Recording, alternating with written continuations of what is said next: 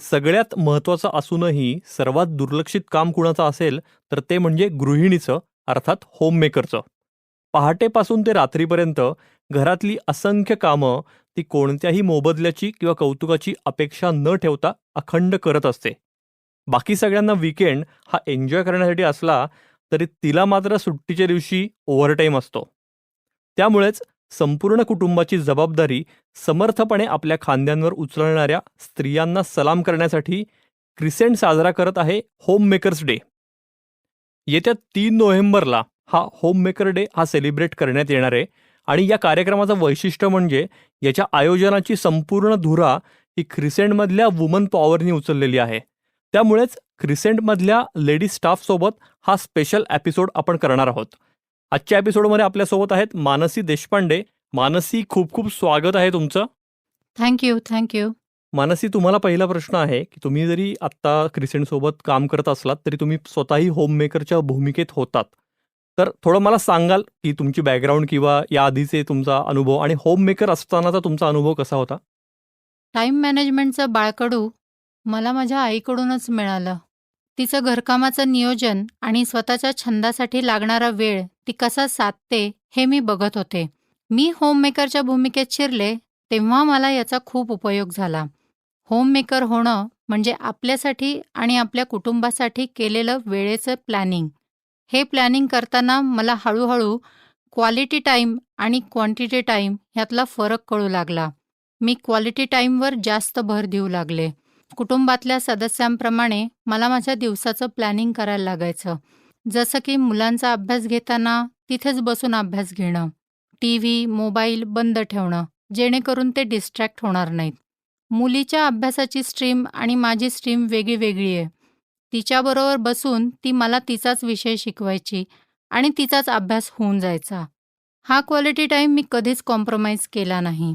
ह्यामुळे मुलांनीसुद्धा चांगला प्रतिसाद दिला. हे सगळं करताना मी स्वतःसाठी मेडिटेशन आणि योगासाठी रोज आवर्जून वेळ काढत होते. त्यामुळे माझ्यात सकारात्मक ऊर्जा सतत राहतोय. मला असं वाटतं की प्रत्येक स्त्रीमध्ये एक सकारात्मक ऊर्जा असते. ती ऊर्जा तिने नीट वापरली तर ती एक सक्षम पिढी घडवू शकते. टाईम मॅनेजमेंट आणि क्वालिटी टाईम ह्यावर प्रत्येक होममेकर किमया साधू शकते. येस. एखाद्या ठिकाणी नोकरी करणं आणि क्रिसेंटमध्ये कामाचा अनुभव घेणं हे वेगळं कसं आहे तुमच्या दृष्टीने? मला प्रत्येक कामात आनंद घेता येतो.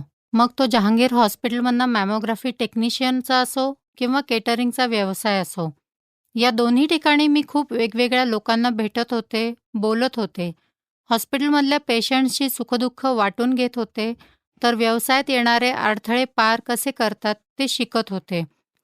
आता क्रिसेंटच्या टीमबरोबर 15-16 वर्षानंतर हा प्रवास परत सुरू झाला आहे.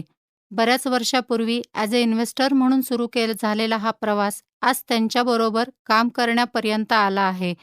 भूषण सर आणि क्रिसेंट टीम अतिशय उत्तम कोऑपरेशन देतात. यांच्याबरोबर काम करतानाही मला आनंदच मिळत आहे. हे तुम्ही म्हणताय तसं 15-16 वर्षांच्या गॅप नंतर परत जॉब करणं ही खरंच खूप चॅलेंजिंग फेज नक्की असणार आहे आणि क्रिसेंटमुळे तुम्ही म्हणताय ती सुसह्य झाली. तुम्ही अजून एक मागे मला म्हणलेलं आठवतंय की करोनाच्या काळात सुद्धा तुम्ही SIP बंद नव्हती केलेली, जी तुम्ही क्रिसेंटमार्फत सुरू केलेली आहे. तर काय सांगाल की काय तेव्हाची नेमकी फेज होती आणि ती कशी सिच्युएशन होती? तो तर माझा अनुभव खूपच चांगला अनुभव आहे. करोनाचा काळ आता सगळ्यांनाच माहिती आहे की तसा कठीण होता. बऱ्याच जणांच्या नोकऱ्या गेल्या होत्या त्यावेळात. त्याचमध्ये आमच्या घरातलं पण तसंच झालं होतं. तर SIP बंद करूयात का असं मी आणि माझे मिस्टर विचार करत होतो.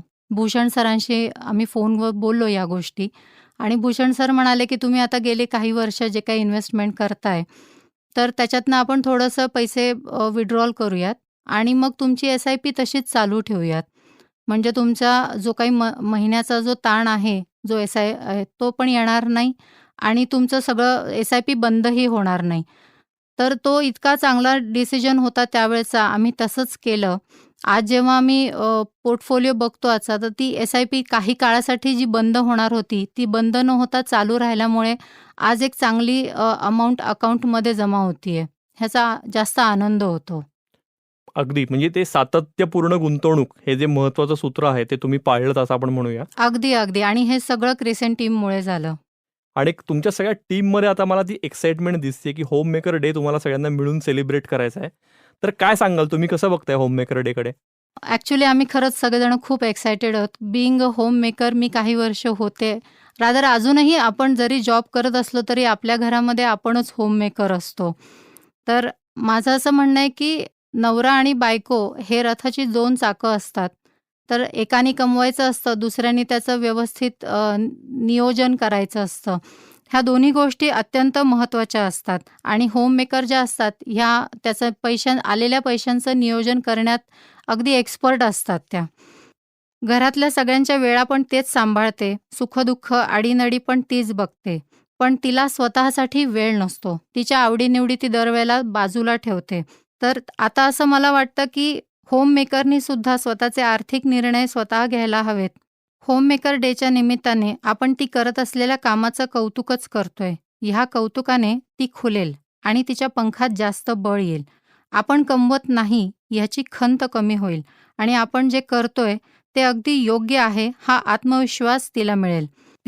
याच्यामध्ये मला एक 4 ओळी सुचतायत त्या मी जरा सांगते, की तू आहे सौंदर्याचा साज, तू आहे कणखरतेचा आवाज, नव्या जमान्यात तू चाल, घे हाती SIPची मशाल.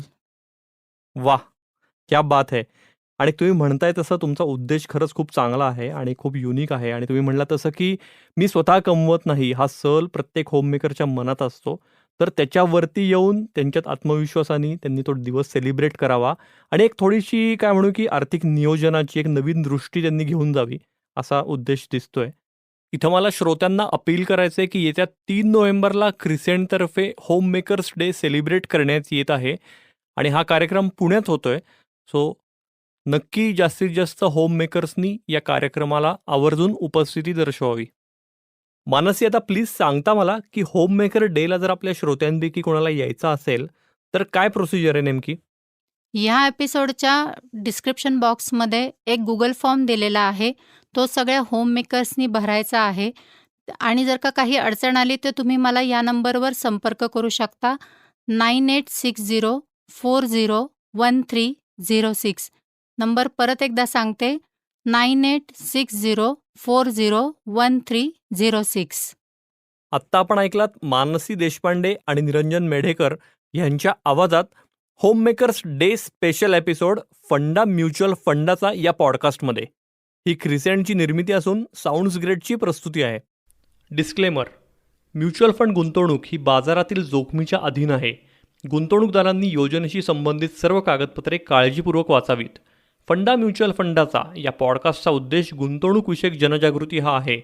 या पॉडकास्टच्या आधारे घेतलेल्या गुंतवणूक निर्णयांमुळे कुणा व्यक्तीचे अथवा संस्थेचे नुकसान झाल्यास Crescent Mutual Fund Distributor Private Limited किंवा Sounds Great NM Audio Solutions LLP जबाबदार राहणार नाही, याची कृपया नोंद घ्यावी.